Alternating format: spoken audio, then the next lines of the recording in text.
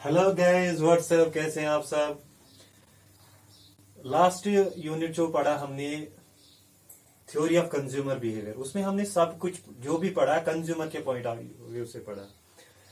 आज हम पढ़ेंगे प्रोडक्शन कॉस्ट, जो एनसीईआरटी का जो सिलेबस है उसमें जो दूसरा यूनिट है क्लास 11th का या क्लास 12th में होता है कभी कई कई स्टूडेंट्स का। तो दूसरा जो यूनिट है प्रोडक्शन कॉस्ट का है।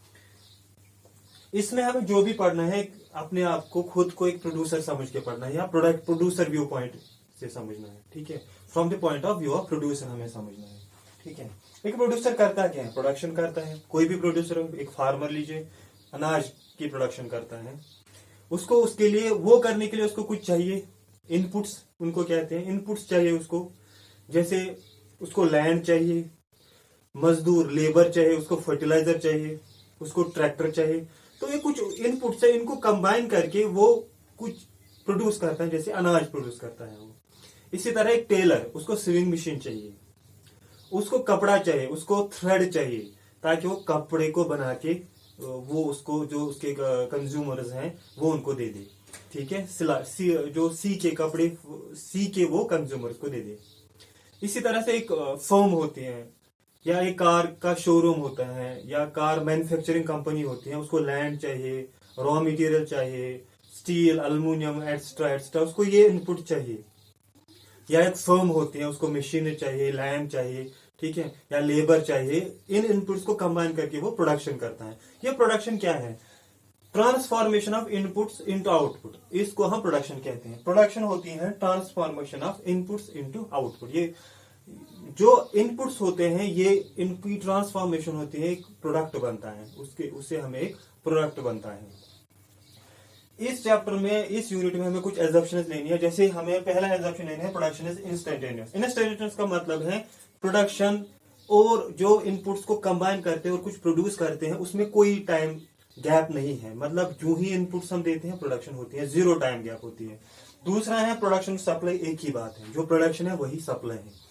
तीसरी है जो मैं प्रॉफिट के बारे में आपको बताता हूं। जैसे जो इनपुट्स खरीदने के लिए किसी भी प्रोड्यूसर को कुछ खर्चना पड़ता है, कुछ अमाउंट ऑफ मनी या कैश और काइंड में कुछ भी खर्चना पड़ता है इनपुट्स लेने के लिए। ठीक है, उसको कहते हैं कॉस्ट ऑफ प्रोडक्शन। जब वो कॉस्ट ऑफ प्रोडक्शन करता है उसके बाद वो प्रोडक्ट बनाता है, उस प्रोडक्ट को मार्केट में बेचता है, उससे उसको मिलता है जो भी उसको मिलता है, चाहे कैश या काइंड में मिले, उसको कहते हैं रेवेन्यू। ठीक है, रेवेन्यू में से जब हम कॉस्ट ऑफ प्रोडक्शन को निकालते हैं तो हमें मिलते हैं प्रॉफिट। तो जो तीसरा एजम्पशन है, firms objective is to maximise profit. किसी भी प्रोड्यूसर का ऑब्जेक्टिव है मैक्सिमाइज प्रॉफिट को मैक्सिमाइज करना, यानी मैक्सिमम प्रॉफिट अर्न करना। ठीक है, अब हम यहाँ पे मैं आपको बता दूंगा एक कंसेप्ट, प्रोडक्शन फंक्शन। ये प्रोडक्शन फंक्शन है क्या? प्रोडक्शन फंक्शन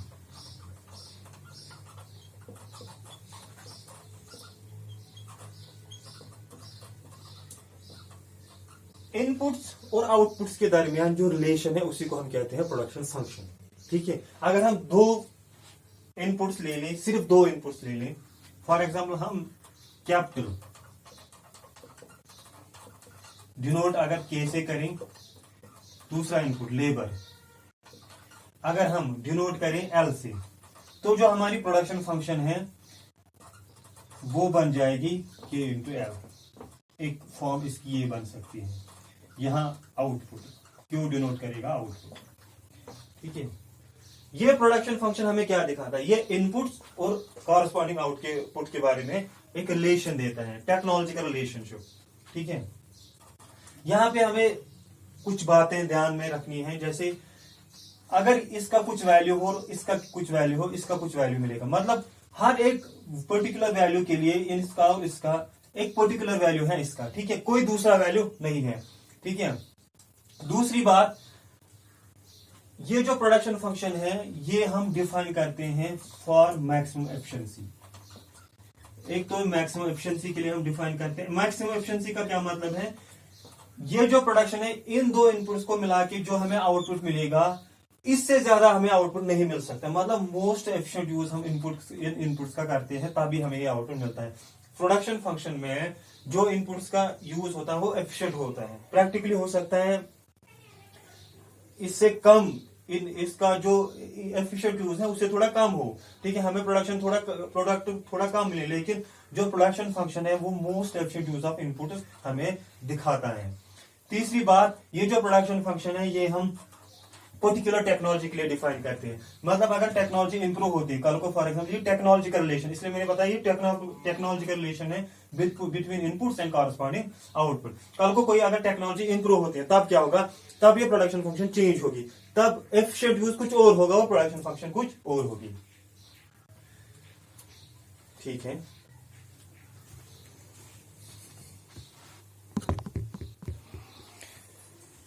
अब मैं आपको आइसोकांट के बारे में, आइसोकांट है क्या उसके बारे में बताऊंगा। जैसे थ्योरी ऑफ कंज्यूमर बिहेवियर में हमने पढ़ा था इंडिफरेंस करो, वैसा ही कुछ कंसेप्ट है आइसोकांट का। आइसोकांट होता क्या है, ये set of those combinations of inputs होता है जहां पे आउटपुट सेम होता है। देखिए यहां पे अगर देखें, यहां पे यहां मैंने दो इनपुट्स लिए हैं, सिर्फ दो इनपुट्स लिए हैं, कैपिटल और लेबर, ठीक है। अगर देखें सबसे पहले ये लेबर, यहां पे अगर आप यहां देखें लेबर के 2 यूनिट है और कैपिटल का 1 यूनिट है, तब हमें प्रोडक्ट मिलता है 3 यूनिट। और यहाँ पे भी हमें 3 यूनिट्स ही मिलता है प्रोडक्ट, जहां लेबर 1 यूनिट है और कैपिटल 2 यूनिट है। मतलब ये कॉम्बिनेशन 2 और 1, 2L, लेबर के 2 यूनिट, कैपिटल के 1 यूनिट, 1K।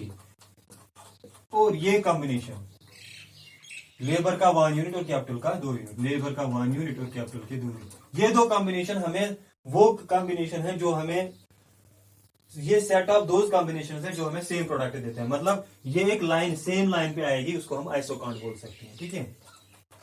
वैसे अगर आप फिर से देखिए ये 5 और ये 5, ये भी वो दो सेट ऑफ दोज कॉम्बिनेशन है जो जहां पे सेम प्रोडक्ट हमें मिलता है, ये भी आइसोकांट है। यहां पे अगर देखिए, अगर हम जीरो, किसी भी इनपुट को जीरो कर दे तो हमारा आउटपुट 0 मिलेगा, ठीक है, इस एग्जांपल में, ठीक है। किसी भी इनपुट को हम 0 करते हैं हमें आउटपुट 0 मिलता है। और अगर हम एक इनपुट को कांस्टेंट करके दूसरा इनपुट इंक्रीज करेंगे तो प्रोडक्ट हमारा इंक्रीज होता है। जैसे लेबर को अगर कांस्टेंट करूं और उसके बाद मैं पहले कैपिटल, अगर लेबर को कांस्टेंट करूं फॉर 1 पे, फिर कैपिटल पे 0 रखूं तो 0 हो जाएगा, फिर इंक्रीज करते करते मेरा प्रोडक्ट भी इंक्रीज होगा। आइसोकांट की जो ग्राफ है कुछ ऐसा बनता है, जैसे इंडिफरेंस कर्व का ग्राफ बनता है ऐसे आइसोकांट का। जैसे अगर हमारे पास ये आइसोकांट, अगर ये इसकी वैल्यू लूँ, ये लेबर, यहां से मैं लेबर लूंगा और यहां से मैं ये कैपिटल लूंगा। इस आइसोकांट पे कैपिटल के 2 यूनिट्स हैं और कैपिटल के